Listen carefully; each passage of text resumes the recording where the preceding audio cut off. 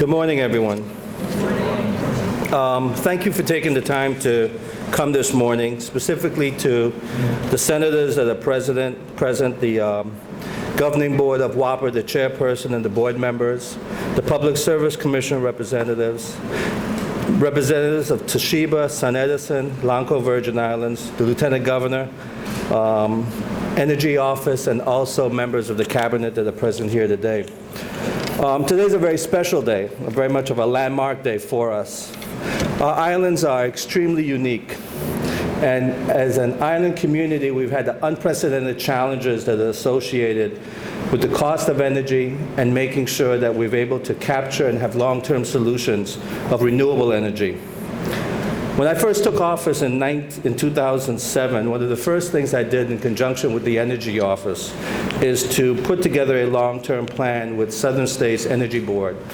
And that plan was based on the assumption that we would achieve 60% reduction in the use of fossil fuels by 2025. And that plan was put together with the Virgin Islands Water and Power Authority, with members of the cabinet, on a goal that we thought was extremely realistic. In addition to that, we also worked very closely with the Department of Energy and the Department of Interior to become part of their Eden program to gain the resources, along with WAPA, to be able to put in motion that plan. What we're doing today and what WAPA has negotiated is an unprecedented step by their staff, by their board, of 18 megawatts that will be integrated into the territory's electrical grid is clearly a huge achievement towards that 60% goal. I think under the leadership of Hugo Hodge and Juanita Young as the chair, and the board members, and particularly the staff, we've seen a tremendous commitment towards renewable and alternative energy that we've not seen in years past. That clearly comes from a fundamental understanding of, one, both the cost of energy within our community, which has a tremendous impact on the disposable income of our residents, but more importantly, the need to diversify away from our sole reliance on fossil fuel.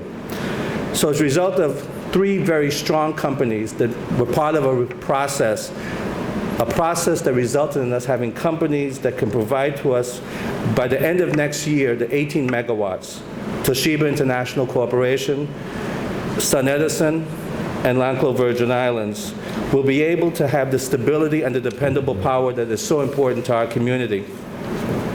There is no doubt that for many of us, the issue of cost of energy is something that each month we're extremely sensitive to. And today, with the signing of these agreements, with the negotiations that have taken place, this is but one step in that process that WAPA has undertaken, along with the interest and the dedication and the commitment that they've shown with the Interconnect to Puerto Rico, the negotiations with respect to natural gas, the reverse osmosis technology that the board has approved with a third-party supplier, are all indications of that.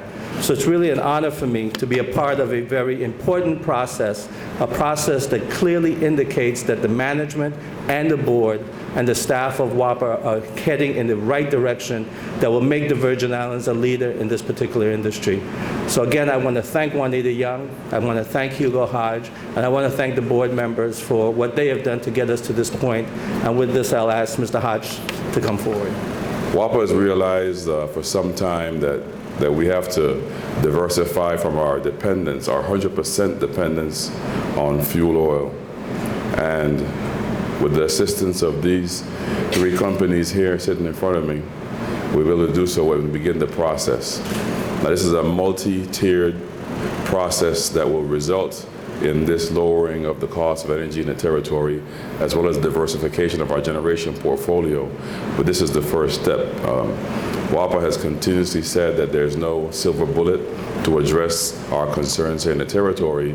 It's a multifaceted approach that will have to take place for this to transpire. And this securing a certain portion of our generation portfolio that has no tie to a commodity that can fluctuate in the market is a significant step. And I think that we need to go ahead and give the evaluation team and our legal consultants and our technical consultants over at NREL a round of applause for the work done here.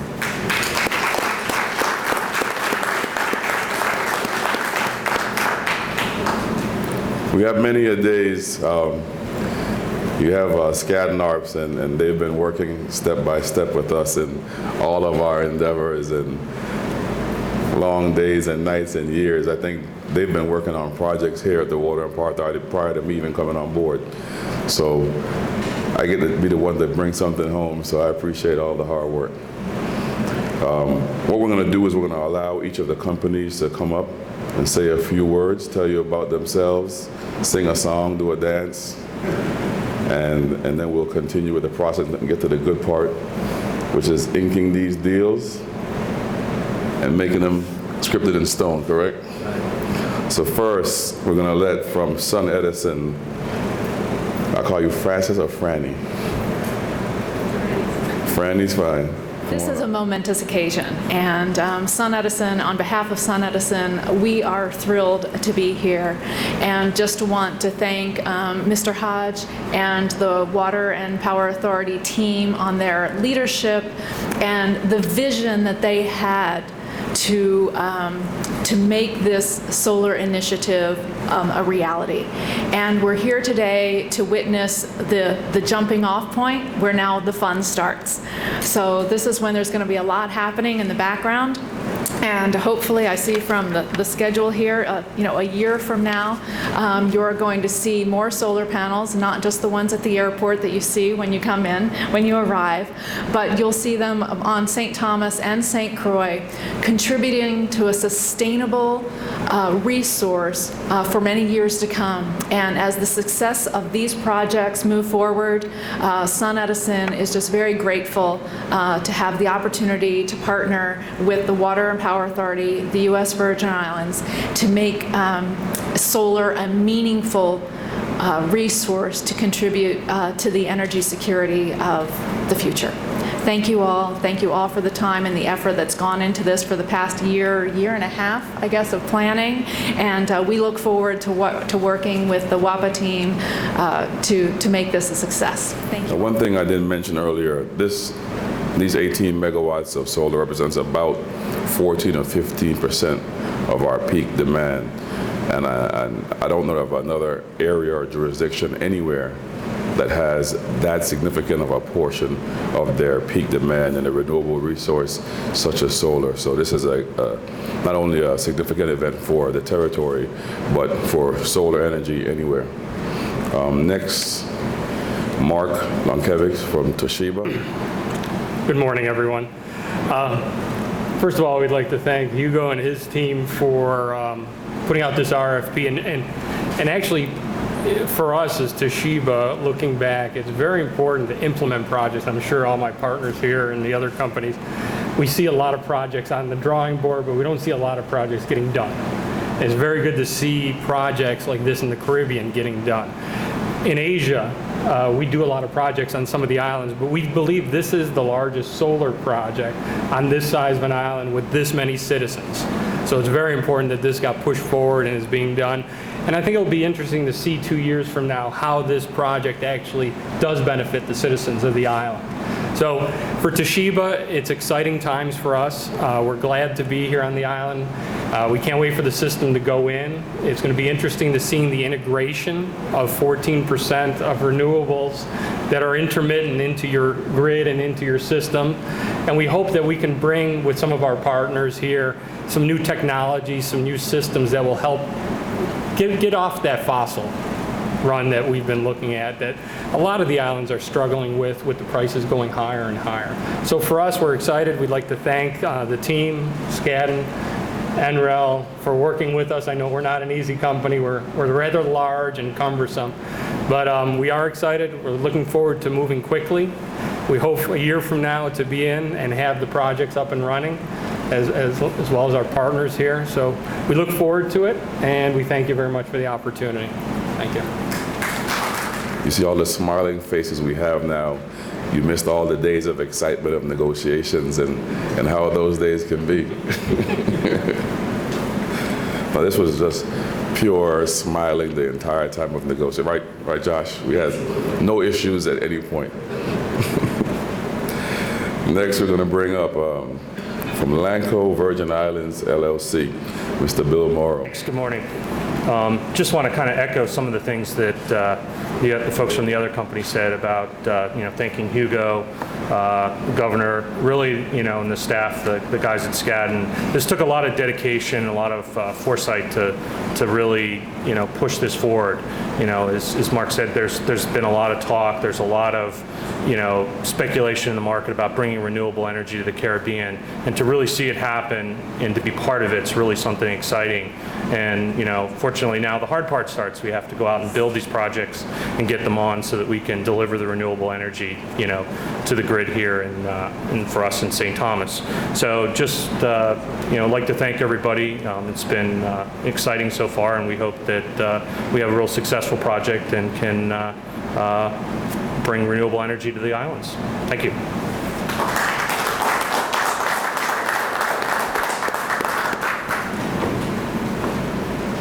Additionally, with these projects will be a little boost to the economy. There'll be some job creation. There'll be a lot of money being spent here into the territory. So it's a benefit for the entire community. And speaking of actually getting the projects built, the Water and Power Authority is one that takes a lot of criticism on many fronts. And we've decided several months ago from the governing board on down that it doesn't make sense to continue to battle with words and op-eds and all the rest of it. We decided we're going to act and perform and bring projects to the table such as this, and we'll continue to do so. The men and women of the Water and Power Authority are dedicated to really putting a dent in the cost of energy here in the territory. Dedicated to the cause, and we'll continue to perform in this manner without the rest of the talk and rhetoric behind it. We'll just perform by action. So with that, I believe we'll take questions and answers. Is correct? We sign first. Okay. Don't sign first? Good. Why don't we sign first, and then we'll take whatever questions there are from the press.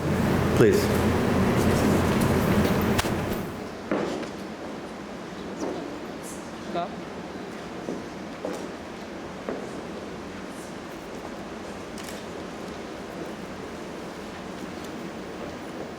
This entire process was a collaborative effort, both in terms of agencies of the government and the entire team, the Public Service Commission and their staff, the Energy Office, clearly the leadership of the Virgin Islands Water and Power Authority. And I think that this one step today, I believe, will show the entire community WAPA's commitment to making sure, and their sensitivity to the cost of electricity in the Virgin Islands. And